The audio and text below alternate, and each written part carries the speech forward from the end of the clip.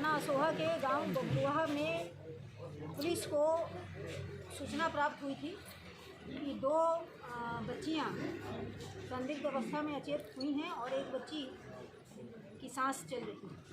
मौके पर पुलिस ने पहुंचकर उन्हें तत्काल अस्पताल भेजा था और वहां से दो बच्चियां सीएमसी में ब्लॉक डेड हुई थी।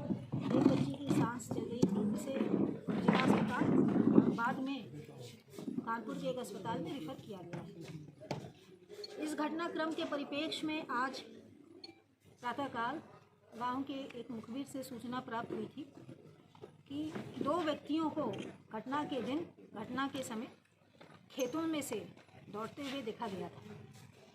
उस मुखबिर की सूचना के आधार पे दो व्यक्तियों को पाठकपुरा चौराहे के पास से कस्टडी में लिया गया है। इनमें से एक का नाम विनय उर्फ लंबू है और दूसरा उसका सहयोगी नाबालिग है, जिसका नाम मैं अभी ले नहीं रही और हम काल्पनिक नाम उसको दे सकते हैं कोई। वो भी दोनों ही पाठकपुरा के रहने वाले हैं, जो बबरुआ का बगल का गांव है। विनय उर्फ लंबू का खेत इन बच्चियों के पैतृक खेत से सटा हुआ है और वह नित्य प्रतिदिन इन खेतों पर खेत की रखवाली करने, पानी चढ़ाने, घास निकालने इत्यादि के कामों से आता था और लॉकडाउन के समय से उसका इन लड़कियों से परिचय हो गया था।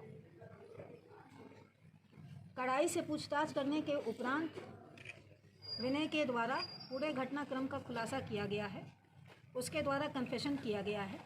उसके कन्फेशन के मुताबिक लॉकडाउन के समय से उसका इनमें से एक बच्ची के साथ अच्छी दोस्ती हो गई थी। तीनों बच्चियां एक साथ खेतों पर अपने काम से जाती थी, चारा काटने के लिए और लकड़ी बटोरने के लिए जाती थी। उसे इनकी दिन प्रतिदिन की क्रियाओं के बारे में मालूम था। वो भी उस हिसाब से अपने खेत पर जाता था। खेतों पर ही बैठ के दोनों आपस में बात करते थे। धीरे धीरे विनय को उस बच्ची से प्रेम हो गया और इसका उसने इजहार भी किया। उसने बच्ची से उसका फ़ोन नंबर भी मांगा। लड़की द्वारा अपना फ़ोन नंबर देने से मना कर दिया गया और इससे प्रेम के इजहार को भी नकार दिया गया, जिससे रुष्ट होकर उसने पहले उस पर दबाव डालने की कोशिश की कि वो बार बार प्रपोज़ल देने से संभवतः या चिट्ठी भेजने से संभवतः लड़की स्वीकार कर लेगी। लड़की द्वारा अपना नंबर देने से मना करने के उपरांत ईर्ष्यावश उसके द्वारा ये घटना कारित की गई है। उसके घर में मौजूद खेती के काम में इस्तेमाल होने वाले कीटनाशक को उसके द्वारा पानी की बोतल में मिलाकर रखा गया था। कुछ नमकीन उसने अपने इस सहयोगी नाबालिग लड़के को भेज के मंगवाया था। लड़कियां भी दुकान से उस दिन, तो गांव की एक दुकान है, वहां से कुछ नमकीन खरीद कर गई थी। इन लोगों ने विनय के खेत के पास में बैठकर नमकीन साथ में खाया, काफ़ी देर गपशप की और उसके बाद विनय ने पानी की उस बोतल को अपनी उस दोस्त लड़की को दिया। लड़की के पीने के बाद उसकी दोनों बहनों ने भी छीनकर वो पानी पिया। विनय ने उनको मना करने की कोशिश की, लेकिन लड़कियों ने नहीं माना और तीनों ने उस पानी का सेवन किया। पानी पीने के बाद लड़कियां बेहोश हो गईं और उनके मुंह से झाग आने लगा, जिस पर विनय और उसका साथी परेशान हो गए, पैनिक में आ गए और उसके बाद वो वहाँ से भाग गए। उसको कस्टडी में लेके उसके बयानों की पुष्टि की जा रही है और उसकी निशानदेही पर आगे की तफ्तीश जारी रहेगी। यही मेरा स्टेटमेंट। एक सूचना ये थी कि इन लड़कों की, जो आरोपी लड़के हैं, इनके परिजनों से एक दो दिन पहले कुछ झगड़ा हुआ था या कोई बात हुई थी?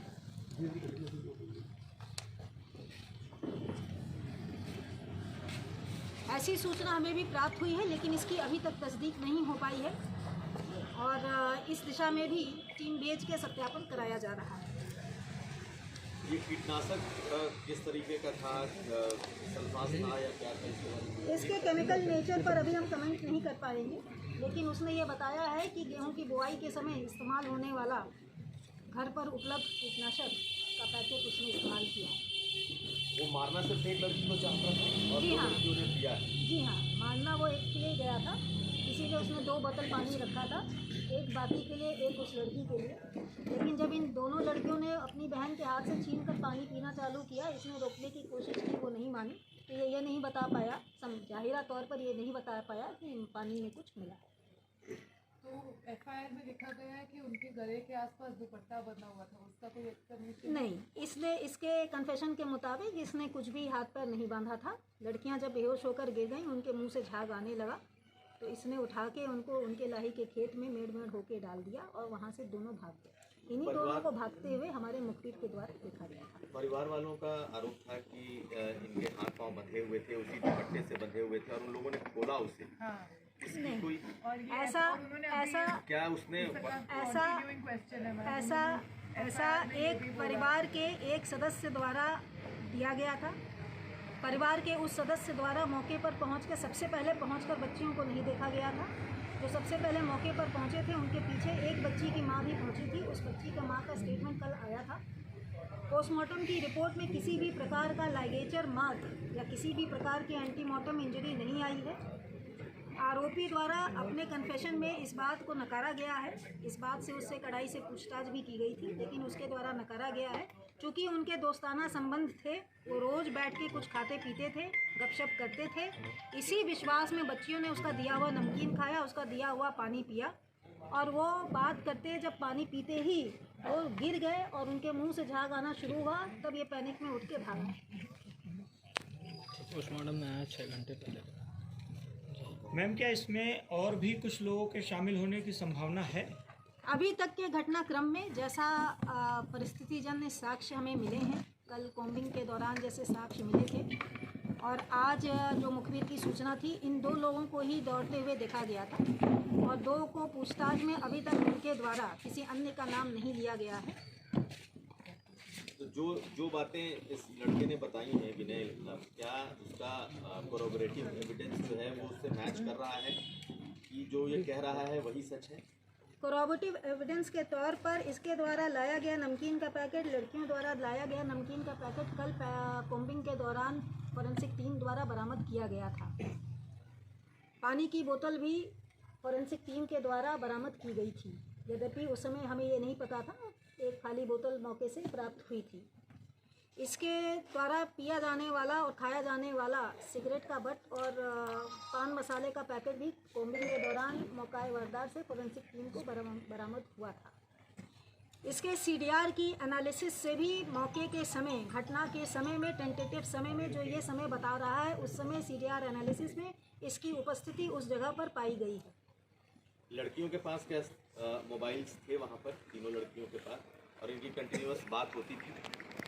जैसा कि इसने बताया है, इसने लड़की से मोबाइल नंबर मांगा था, लेकिन लड़की के द्वारा अपना मोबाइल नंबर नहीं दिया गया था और इसको झटक दिया गया। और लड़की की कास्ट क्या है मैम? लड़का जो विनय है वो धानुक जाति से है और जो इसका दूसरा साथी है वो रावत जाति से है। दूसरा वाला साथी रावत जाति से। तो जब दोनों की मैडम दोस्ती थी, ये लोग लगातार बैठते थे, तो प्रपोजल को ठुकराने की कोई खास वजह इस लड़के ने बताई है क्या? इसने एक वजह बताई है जो कि उस लड़की द्वारा इसको बताया गया था, लेकिन उसका अभी हम तस्दीक कर रहे हैं। लड़की की निजता का ध्यान रखते हुए उस रीज़न को भी हमारे द्वारा नहीं बताया जा रहा। कोई ये भी बता रहा था, जैसे हम लोगों ने परिवार वालों से बात की थी कि जो फ़ोन जिसकी जिक्र हो रहा है तो उसने नंबर मांगा था, लेकिन ये बताया जा रहा है कि वो मोबाइल ही उसने, लड़के ने ही उस लड़की को दिया। इसका तस्दीक किया जा सकता है। अभी तक जो मैंने जो आपको बताया है, इस विनय के द्वारा जो अपना कन्फेशन हमें दिया गया है, उस कन्फेशन के हिसाब से ही आपको बताया गया है। उसके कन्फेशन के कुछ हिस्से हैं जो हमारे अब तक की तफ्तीश से मिलते हैं। ये तथ्य अगर आपने बताया है, इसको विवेचना में शामिल करके आगे पड़ताल की जाएगी। हमारी विवेचना अभी जारी है। आप ये इसके पूरे बयान का कोरॉबरेशन जब हम कर लेंगे तो आपको नई बुलेटिन भी जारी करेंगे। आप ये इंडिकेट कर सकती हैं क्या कि नाबालिग, उसका नाम बेशक आप नहीं बताएंगे, कौन तीनों में वो कौन सी लड़की है जिसके साथ उसे? जिस बच्ची का भी इलाज चल रहा है उससे इसको प्यार था। जी हाँ, तीनों बच्चियों की फ़ोटो इसको दिखाई गई थी ताकि तस्दीक किया जा सके। और तीनों को इसने बताया है, आइडेंटिफाई किया है। और जिस बच्ची का भी इलाज चल रहा है उसके साथ इसने अपने संबंध, अपना एक तरफा प्यार होना बताया है।